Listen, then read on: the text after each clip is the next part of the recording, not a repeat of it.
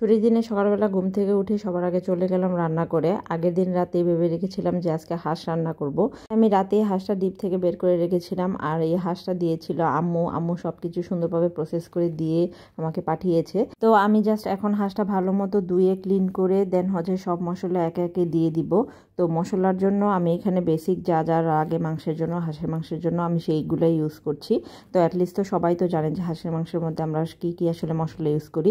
দেন সব মশলা একসাথে দেওয়ার পর, তেল দেওয়ার পর দেন আমি হাতে মাখিয়ে এখন জাস্ট একটু হাত মোছা পানি দিয়ে দেন আমি চুলায় বসিয়ে দিব।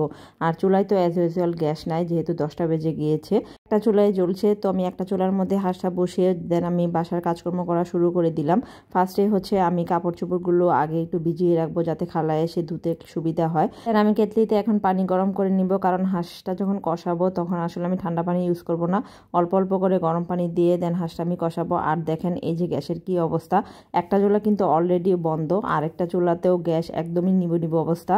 আর এই জন্য আমি এরকম জাল কম অবস্থায় আসলে কোনো মাংস রান্না করতে চাই না, কারণ মাংস রান্না করলে মাংসের টেস্ট আসলে ভালো হয় না। তারপর কি করা, যেহেতু আর সময় নাই, মানে হাঁস রান্না করার আসলে সুযোগই পাচ্ছি না, তাই ভাবলাম যে আজকে রান্না করি। তো আর এখানে যেহেতু আজকে হাঁসের মাংস রান্না করবো, তাই ভাবলাম যে একটু খিচুড়িও রান্না করি। এই জন্য আমি খিচুড়ির জন্য 2 রকমের ডাল এখানে একটু পরিমাণ মতো নিয়ে দেন ভিজিয়ে রাখলাম। আর এই যে দেখেন আমি কিন্তু মানে গরম পানিটাই ইউজ করছি কষানোর জন্য। দেন অল্প অল্প করে কষানোর মতো প্রায় 3-4 বার কষিয়ে নিয়েছি এর মধ্যে। দেন সবার শেষে কষানোর পরে দেন আমি কিছু কাঁচামরিচ ফালি করে দিয়ে দিব। দেন হচ্ছে আমি ঝোলের পানিটা দিয়ে দিব। আজকে এই হাঁস রান্না করতে আমার 3 থেকে 3.5 ঘন্টা লাগছে শুধুমাত্র গ্যাসের জন্য। আমি আজকে কান ধরছি বাবা, গ্যাস কম থাকলে আমি কোনোদিন এই মাংস রান্নার জন্য আর কখনোই রিস্ক নিব না। তারপর এখানে মাঝখানে আমি আমার জন্য নাস্তা বানিয়ে নিব অল্প একটু, মানে অলরেডি প্রায় 11:30টার মতো বেজে গিয়েছে, আমি তখনও কিছু খাইনি, মানে তার জন্য ভাবলাম যে একটু সালাদ আগে করে নিই। আর এই যে দেখেন মাংসের কি অবস্থা, মাংসটার মধ্যে আমি লাস্টবারের মতো এই যে ঝোলের পানি দিয়ে দিচ্ছি একবারের জন্য। তারপর মাংসটা হালকা একটু নামিয়ে দেন আমি আমার জন্য একটু জাস্ট কিছু ভেজিটেবলস অ্যাড করে, একটু গাজর, একটু ক্যাপসিকাম আর একটু পেঁয়াজ দিয়ে দেন একটা ডিম ভেজে নিব। আজকে আর হচ্ছে যেহেতু এক্সারসাইজ নাই, মানে শুক্রবার যেহেতু জিমে তো যাওয়া হয় নাই, তাই ভাবলাম যে হালকা পাতলার মধ্যে এই নাস্তাটা করে নিই। আর তার সাথে নিয়েছি গাজর আর হচ্ছে শসা। যেহেতু আমি সকালবেলা শুধু প্রোটিনটা নেই, যেহেতু কোনো ধরনের কার্বস নেই না, তাই দেখা যায় যে অনেক বেশি খিদা লাগে। তার জন্য হচ্ছে ভাবছি যে এখন থেকে একটু সালাদ রাখবো, জাস্ট মানে শসা বা গাজর টাইপের কিছু রাখবো, তাহলে আসলে পেটটা ভরা থাকে। নাস্তা করার আগে আমার যে রেগুলার কাঁচা হলুদের পানিটা থাকে সেটা আগে খেয়ে নিলাম। তারপর হালকা একটু টিভি দেখতে দেখতে দেন এখন আমি আমার সকালের নাস্তাটা খেয়ে নিব।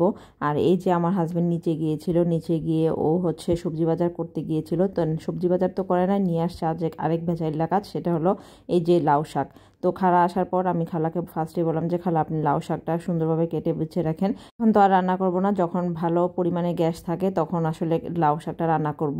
তো খালা লাউ শাক কাজ বাছতে দিয়ে দেন আমি হচ্ছে গড়দড়গুলো সুন্দরভাবে একটু ঝেড়ে মুছে নিচ্ছি, যাতে করে খালা সুন্দরভাবে এসে শুধু গড়টা ঝাড়ু দিয়ে দেন গড়টা মুছে দিতে পারে।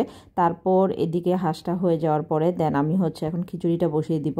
ফার্স্টে প্যান বসিয়ে দেন আমি হচ্ছে পেঁয়াজটা ভেজে নিয়ে দেন সব মশলা একসাথে কষিয়ে নিয়ে দেন হচ্ছে আমি চাল আর ডালটা দিয়ে দিব। দেন চাল আর ডালটা যখন ভালো মতো ভাজা হয়ে যাবে দেন আমি ফুটন্ত গরম পানি দিয়ে দিব।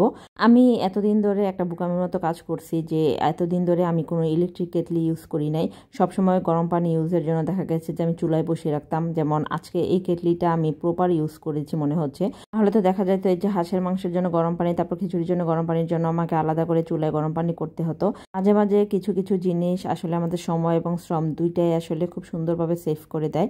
তো এখানে খিচুড়িটা বসিয়ে দিয়ে দেন আমি যখন হয়ে গেল খিচুড়িটা 90%, তখন আমি খিচুড়িটা আরেক চুলায় কোনো রকমে গ্যাস জ্বালিয়ে দেন হচ্ছে খিচুড়িটা দমে বসিয়ে দেন আমি বেগুনটা ভেজে নিব। আর এই যে আমার হাঁসের রান্না, হাঁসটা আমি হয়ে যাওয়ার পরে খালাকে বললাম যে সুন্দরভাবে একটা মাটির পাত্রের মধ্যে উঠিয়ে নিতে। আর মাটির পাত্রের মধ্যে আজকে সব কিছু সার্ভ করার চেষ্টা করব। আর এই যে দেখেন গ্যাস নাই বলে বেগুনের কি যে একটা অবস্থা, আসলে গ্যাস না থাকলে বেগুন সিদ্ধ হয়েছে ঠিকই, কিন্তু বেগুনের চেহারা দেখে মনে হচ্ছে বেগুন এখনও কাঁচা কাঁচা রয়ে গেছে। তারপরে যাই হোক কোনো রকমে আমি উঠিয়ে নিলাম। আর এই যে দেখেন বেগুনটার জন্য কিন্তু আমি সুন্দরভাবে মাটির পাত্র ইউজ করেছি। আর এই যে এখন আমার রান্না প্রায় শেষ, এই রান্না শেষ হতে হতে প্রায় 2:30-3টার মতো বেজে গিয়েছিল। হাজব্যান্ডের নামাজ থেকে আসার পরে ওর এত পরিমাণ খিদা লাগছে, একটু পর পর আর কিচেনে এসে শুধু বলতেছে কি তোমার হয় নাই, কি তোমার হয় নাই। আমি তাড়াতাড়ি করে টেবিলে সব কিছু নিয়ে গেলাম, আর বাসায় একটা কোক ছিল, তো আমি কোকটাও সুন্দরভাবে এখন গ্লাসে ঢেলে নিব। আর এই যে আমি সুন্দরভাবে মাঝখানে একটু পরিবেশনও করে নিয়েছি।